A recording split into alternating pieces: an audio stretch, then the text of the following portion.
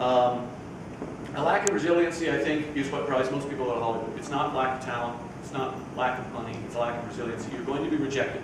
You're going to be rejected over and over and over. Agents won't want you, shows won't want you, people won't read your stuff. When they do read your stuff, they won't like it. In the room every day, in the writer's room, I pitch jokes, and it's just no, no, no, no. And then I get home and there's more of the same.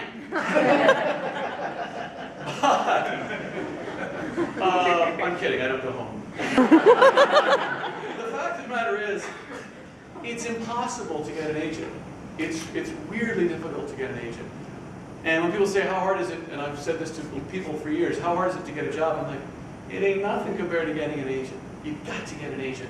And this is just talking about my craft, and every craft is different. But the agent is the person that presents your work to the shows, and the gatekeeper. They will not accept anything. If I just send them a script myself, they say, sorry, plagiarism rules prohibit us from reading this, and it comes right back. But if you get an agent, you probably won't get a job. And if you get a job, the show will probably get canceled, et cetera, et cetera.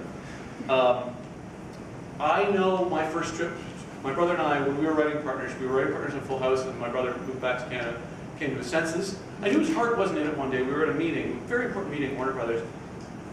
And the guy, it was in the morning, the guy said, so can I get you some coffee? My brother said, no, it will just keep me awake. I knew! Right then, and he was holding his luggage. I knew that as bright and as funny as my brother certainly is, he's a much better writer than I'll ever be, it takes a certain disposition to hang in there.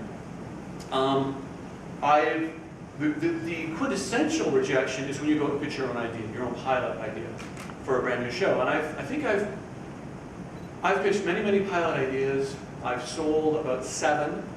Not a single one of them has ever been shot. Not a single frame of anything, any pilot I ever sold has been shot. I say that with pride.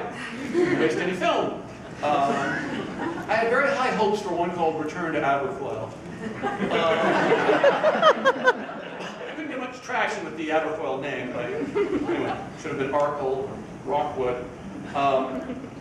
If a network buys your idea, if you go in and you pitch, and you have to verbally pitch like this, you have to put on a show, which is crazy because theoretically we're writers, we're ink-covered, scribes.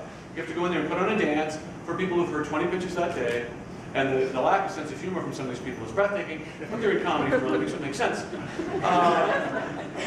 If they say, we'll buy it, you get a nice check, and it's lovely. And you go off and you write it.